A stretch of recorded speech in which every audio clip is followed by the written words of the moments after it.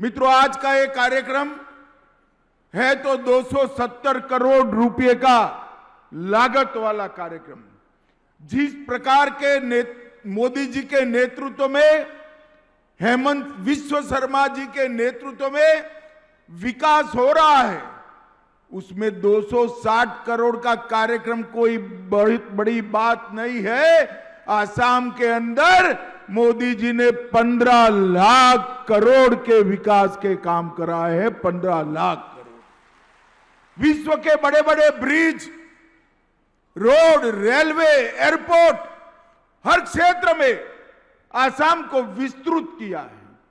बहुत ल्यूक्रेटिव, आकर्षक औद्योगिक नीति लाकर, मेरी बात आसाम वालों याद रखना, अगले 5 साल में आसाम पूर्व भारत और पूर्वोत्तर का इंडस्ट्रियल हब बनने जा रहा है। इंडस्ट्रियल हब बनने जा रहा है। ये सबके कंपैरिजन में 270 करोड़ रुपए का एक कार्यक्रम, 174 बीघा जमीन का एक कार्यक्रम बहुत छोटा है, परंतु इसका बहुत बड़ा महत्व है। जैसे हेमंत जी ने बताया, 174 बीघा जमीन कांग्रेस के समय में घुसे हुए घुसपैठियों ने कब्जाई हुई थी। घुसपैठियों का यहां निवास हुआ करता था, जो हेमंत जी ने 1.5 लाख बीघा भूमि मुक्त कराई, उसमें से 174 बीघा भूमि है। और यहां से घुसपैठियों के निवास के कारण गुवाहाटी, आसाम और पूरे देश का सुरक्षा का बहुत बड़ा खतरा था, क्योंकि यही रोड पर से राष्ट्रीय राजमार्ग एक्सप्रेस वे जाने वाला है। और ये एक्सप्रेस वे आसाम के इंडस्ट्रियल कॉरिडोर की धोरी नस बनने वाला है। और एक्सप्रेस वे के मुहाने पर एक घुसपैठियों का निवास आसाम के विकास के लिए बहुत बड़ी चैलेंज हुआ करता था। और आज मुझे बहुत आनंद है कि जहां से सुरक्षा का चैलेंज हो रहा था, वही जगह पर सुरक्षा को चैलेंज को समाप्त करने वाली आसाम की 10वीं बटालियन का स्थापना हो रहा। जिस भूमि पर से हमारी सुरक्षा चिंताएं पैदा करती थी, वही भूमि पर से आसाम की सुरक्षा की चिंता दूर करने वाली 10वीं बटालियन बसेगी। 124 बीघा के क्षेत्रफल में रेसिडेंशियल और ऑपरेशनल इंफ्रास्ट्रक्चर होगा। 750 पुरुष ऑफिसर के लिए बैरक और 450 महिला ऑफिसरों के लिए बैरक बनेगा। एक छोटा सा अस्पताल भी बनेगा, ट्रेनिंग सेंटर भी बनेगा, फायरिंग रेंज भी बनेगा, टेक्निकल अभ्यास क्षेत्र भी बनेगा, आधुनिक निगरानी केंद्र भी बनेगा। और सबसे बड़ी बात, आसाम के पुलिस के लिए एक बहुत बड़ा स्पोर्ट कॉम्प्लेक्स भी रोड की दूसरी ओर बनने जाने वाला है। भाइयों बहनों, मैं आप सभी को कहने आया हूं कि आप बहुत जोर से अभिवादन कर हमारे मुख्यमंत्री हेमंत शर्मा जी का उत्साहवर्धन करिए। उन्होंने आसाम को ये बहुत बड़ी गिफ्ट देने का काम किया है। मित्रों, कांग्रेस के समय में यहां पर घुसपैठिया घुसे, जिसने आसाम की डेमोग्राफी को, जनसांख्यिकी को क्राइसिस के लेवल तक ले जाने का काम किया। उस वक्त भी हम घुसपैठ का विरोध करते थे। असम आंदोलन के समर्थन में हम सभी लोग देश भर से आए थे और हम नारा लगाते थे देश में, कच्छ हो या गुवाहाटी, अपना देश अपनी माटी। परंतु ये कांग्रेसियों की नींद नहीं खुलती थी। आज कांग्रेस पार्टी असम में वोट मांगने निकली है। मैं कांग्रेस पार्टी को पूछना चाहता हूं, धुबरी, बारपेटा, दर्रंग, मोरीगांव, बोंगाईगांव, नौगांव और गोलपाड़ा, ये सारे जिले मुस्लिम बहुल, घुसपैठिया बहुल बने हैं। किसकी जिम्मेदारी है? भाइयों बहनों, इसकी जिम्मेदारी सीधी सीधी कांग्रेस पार्टी पर जाती है। मुझे बताओ किसकी जिम्मेदारी है भाई? अरे जोर से बोलो, किसकी है? आज मैं कांग्रेस पार्टी को कहकर जाता हूं कि आपने जो पाप किया है, वो पाप से आसाम को मुक्त कराने का काम हम करने वाले हैं, भारतीय जनता पार्टी करने वाले। हेमंत जी ने 1.5 लाख बीघा जमीन घुसपैठियों से मुक्त कराई। अभी अभी उन्होंने कहा कि 5 लाख बीघा जमीन मुक्त कराएंगे। हेमंत को मैं जानता हूं, ये वचन के बड़े पक्के हैं। मैंने गत चुनाव में कहा था 1 लाख लोगों को सरकारी नौकरी देंगे, उन्होंने 1.5 लाख लोगों को करप्शन के बगैर नौकरी देने का वादा पूरा कर दिया है। तो 5 लाख बीघा ये जरूर पूरा करेंगे, मगर इससे क्या आसाम की समस्या हल हो जाएगी? आप मुगालते में मत रहना, आसाम की समस्या हल नहीं होगी। यहां से निकलकर कहीं और जाएंगे, देश के कहीं और हिस्से के जाएंगे। मैं आज कहकर जाता हूं, एक 5 साल के लिए फिर से कमल फूल की सरकार बनाइए। आसाम से घुसपैठियों को चुन चुन कर हम देश के बाहर निकालने का काम करेंगे। और ये संभव हो सकता है। अगर देश का बड़ा हिस्सा नक्सलवाद से मुक्त हो सकता है, तो देश की भूमि भी घुसपैठियों से मुक्त हो सकती है। इसके लिए चाहिए कलेजा, चाहिए हिम्मत, चाहिए और दृढ़ संकल्प चाहिए। और अपने नेता और देश के प्रधानमंत्री नरेंद्र मोदी में ये तीनों मौजूद है भाई, तीनों मौजूद है। घुसपैठियों का जाना तय है, परंतु उसको निकालने के लिए राज्य सरकार का समर्थन चाहिए। मुझे बताओ भाई, जिन्होंने घुसपैठिए घुसाए वो कांग्रेस पार्टी, उसकी सरकार बनती है, तो घुसपैठियों को निकालने देगी क्या? जरा जोर से बोलो, कांग्रेस घुसपैठियों को निकालने देगी? अरे जोर से बोलो, निकालने देगी? घुसपैठिया निकालना है तो फिर से एक बार भारतीय जनता पार्टी की सरकार बनानी पड़ेगी। कांग्रेस के 20 साल में कई सारे जिलों में, इस 7 जिलों में हिंदू आबादी जो 38 लाख थी, वो घटकर 36 लाख हो गई और पूरे जिले घुसपैठियों से भर गए। ये 7 जिले जो है, धुबरी, बारपेटा, दरंग, मोरीगांव, बोंगाई, नौगांव और गोलपाड़ा, वो भी हमारे हैं भाई। उसको घुसपैठियों से मुक्त कराना चाहिए या नहीं कराना चाहिए? बताइए, जोर से बोलो, बताना चाहिए नहीं कराना चाहिए? मैं कांग्रेस पार्टी के नेताओं को चैलेंज देता हूं कि आपके घोषणा पत्र में, अरे करना मत, सरकार बन जाए तो हटाना मत, सिर्फ घोषणा कर दो कि हम घुसपैठियों को हटाएंगे। इतनी घोषणा मात्र कर दो। राहुल गांधी एक बार बोले कि हम घुसपैठियों को हटाएंगे, हिम्मत नहीं है उनको बोलने की, क्योंकि ये घुसपैठिए उनकी वोट बैंक बने हुए हैं, वोट बैंक बने हुए हैं। भाइयों बहनों, ये देश के लिए बहुत बड़ा खतरा है। मैं आज आपको वादा कर कर जाता हूं, आप भाजपा सरकार बना दो, हम 5 साल में घुसपैठिए को सिर्फ मतदाता सूची से नहीं निकालेंगे, देश की भूमि से भी निकालने का काम करेंगे। देश की चुनाव आयोग SIR कर रहा है। एसआईआर होगा तो स्वाभाविक रूप से घुसपैठिए पहचाने जाएंगे।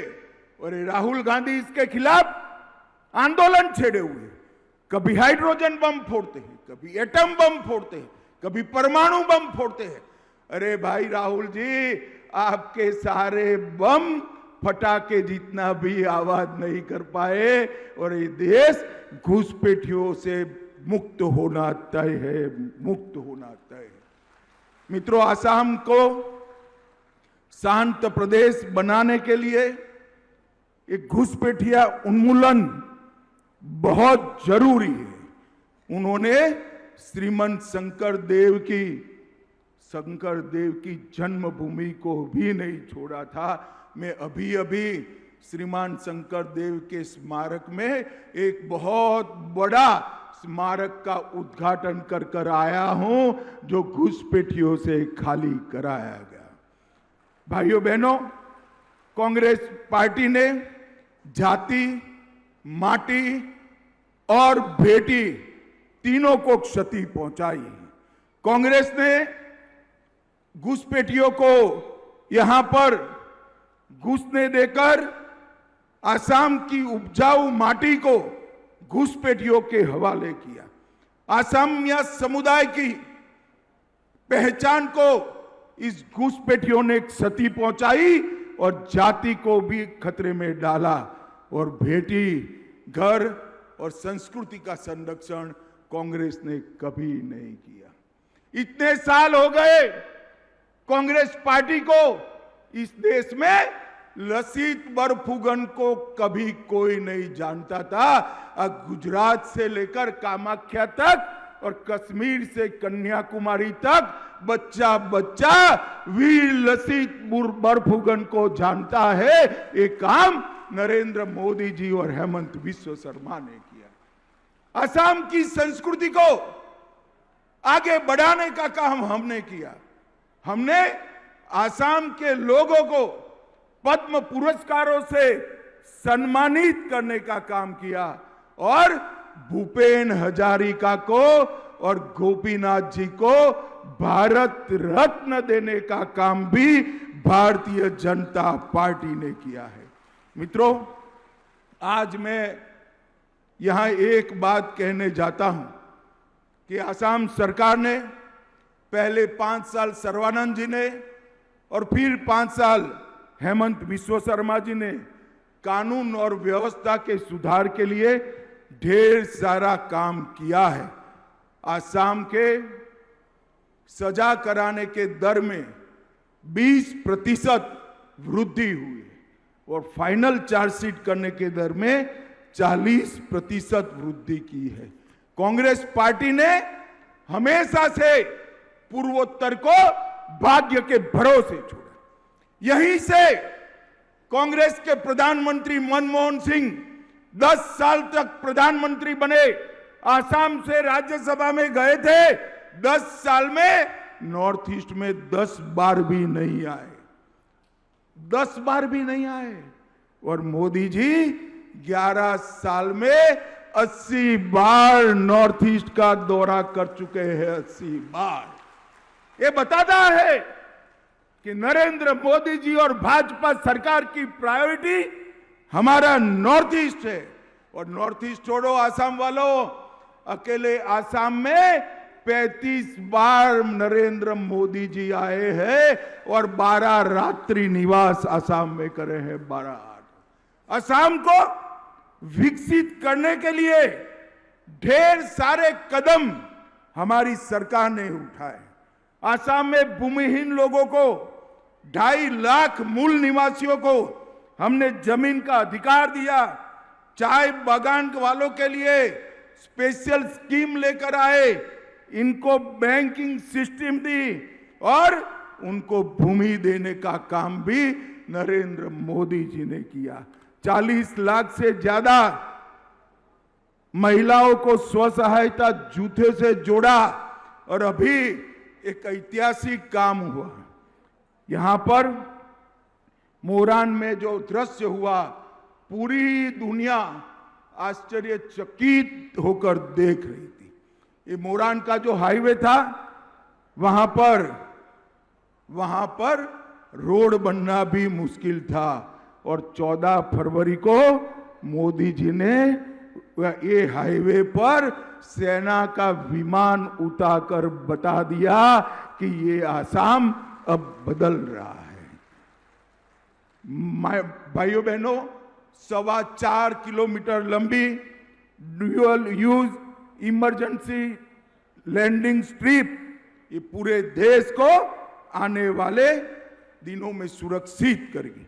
आज सोनीतपुर में सेना का अभ्यास का सेंटर बना, गुवाहाटी में पूर्ण रूप से एयर शो आयोजित किया गया, 75 से अधिक विमान और हेलीकॉप्टर 25 से अधिक फॉर्मेट में दुनिया को प्रदर्शन कर कर हमारी वायुसेना की ताकत आसाम के माध्यम से पूरी दुनिया को दिखाने का काम किया। भाइयों बहनों, आसाम में कांग्रेस द्वारा IMDT अधिनियम 1983 को पारित किया था और कानून का एकमात्र उद्देश्य था घुसपैठिए को सहूलियत देना, घुसपैठिए को घुसने देना। ये कानून अब घुसपैठिए को नहीं बचा सकते। आसाम याद रखे, जब तक आसाम की भूमि को हम घुसपैठियों से मुक्त नहीं कर सकते, आसाम सुरक्षित नहीं रह सकता और आसाम की संस्कृति और भाषा और आसाम का साहित्य भी सुरक्षित नहीं रह सकता। भाइयों बहनों, कांग्रेस पार्टी ने आसाम के हितों के लिए, इसकी संस्कृति के लिए और विकास के लिए कुछ नहीं किया था। मोदी जी ने 11 साल में 15 लाख करोड़ रुपया आसाम के विकास के लिए यहां खर्च किया है, आसाम के इंफ्रास्ट्रक्चर को बढ़ाया है और औद्योगिक नीति जो मोदी जी लेकर आए हैं और यहां हेमंत बिस्वा शर्मा का डायनेमिक नेतृत्व है। मुझे विश्वास है कि आने वाले दिनों में समग्र पूर्व भारत और पूर्वोत्तर में, नॉर्थ ईस्ट में भारत का औद्योगिक हब हमारा आसाम बनने जा रहा है। आसाम बनने का देश में 3 ही जगह पे शुरुआती सेमीकंडक्टर के प्रोजेक्ट लगे, उसमें से एक प्रोजेक्ट हमारे आसाम में, और वो भी टाटा जैसी रेप्यूटेड कंपनी से लगाया गया।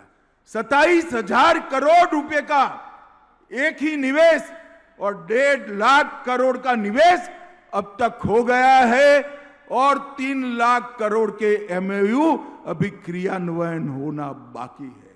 आसाम के बच्चों के लिए, युवाओं के लिए ढेर सारे नए नए कोर्स सृजित हो रहे हैं। शिक्षा में आमूलचूल परिवर्तन आ रहा है।